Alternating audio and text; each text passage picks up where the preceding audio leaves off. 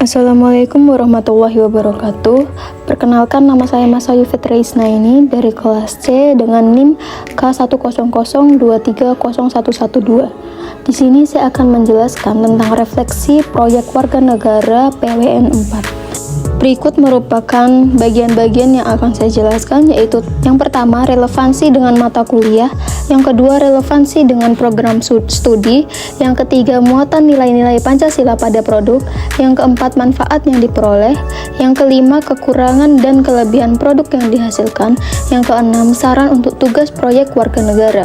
Yang pertama, relevansi dengan mata kuliah.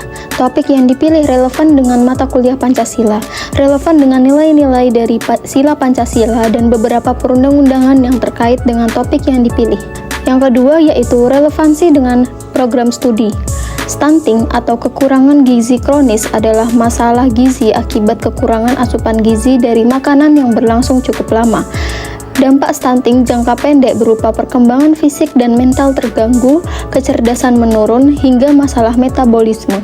Sedangkan dampak stunting jangka panjang berupa menurunnya kemampuan kognitif, menurunnya daya tahan tubuh, sehingga tubuh rentan terserang penyakit, dan berisiko terserang penyakit degeneratif seperti diabetes mellitus, penyakit kardiovaskular, kanker, stroke, serta tidak dapat bersaing dalam bekerja yang akan berakibat pada rendahnya produktivitas. Stunting pada balita dipengaruhi oleh beberapa faktor, yaitu umur, panjang badan pada saat lahir, kecukupan makronutrien atau protein dan karbohidrat, dan mikronutrien yaitu kalsium, vitamin A, zat besi, dan zinc. Faktor utama penyebabnya ialah tingkat kecukupan protein. Upaya yang dilakukan pemerintah adalah mencegah dan mengurangi gangguan secara langsung atau intervensi gizi secara spesifik, hingga gangguan secara tidak langsung atau intervensi gizi sensitif. Selanjutnya, peran apoteker dapat memberikan konsultasi lebih mendalam kepada orang tua atau pengasuh anak mengenai pentingnya pengobatan stunting, memberikan penjelasan yang jelas mengenai cara penggunaan obat dengan benar, dosis yang tepat, dan waktu pemberian, memberikan informasi tentang efek samping obat, melakukan pemantauan tentang riwayat pengobatan pasien menjadi pengingat, melakukan pengobatan yang teratur. Yang ketiga yaitu muatan nilai-nilai Pancasila pada produk. Pada sila yang pertama, ketuhanan yang Maha Esa.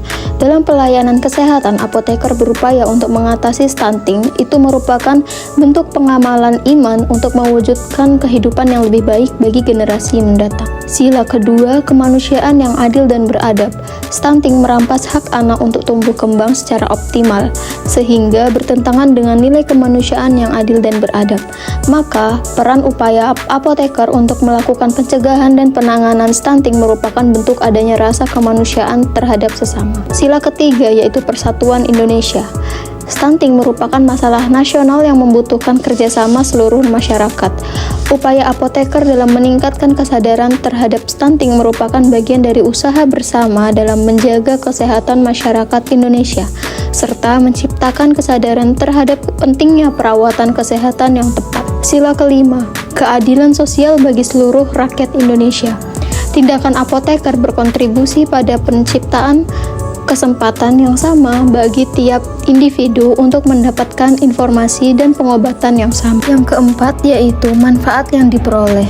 Yang pertama, dapat menambah pengetahuan bagi pembaca tentang gaya hidup sehat bagi tubuh dan bagaimana pencegahan terhadap stunting. Yang kedua, dapat memberikan informasi tentang pentingnya mencegah stunting. Yang ketiga, meningkatkan rasa saling peduli terhadap sesama. Yang kelima yaitu kekurangan dan kelebihan produk yang dihasilkan. Kekurangannya yaitu poster tidak disebarluaskan pada masyarakat sehingga tidak dapat dilihat secara langsung oleh masyarakat. Kelebihannya yaitu yang pertama, topik yang diambil sesuai dengan masalah yang terjadi pada masyarakat. Yang kedua, kalimat mudah dipahami oleh pembaca. Yang ketiga, topik yang diambil dapat menambah wawasan pembaca. Dan yang terakhir, yang keenam, yaitu saran untuk tugas proyek warga negara. Tugas proyek warga negara ini dibuat dengan waktu yang bisa dikatakan singkat, sehingga mahasiswa dalam mengambil topik kurang maksimal. Diharapkan untuk deadline dari tugas proyek warga negara ini bisa dibuat jangka panjang dan menjadi satu tugas, tidak terbagi-bagi menjadi beberapa tugas. Sekian presentasi refleksi Pancasila PWN 4. Saya mohon maaf jika banyak kekurangan. Wassalamualaikum warahmatullahi wabarakatuh.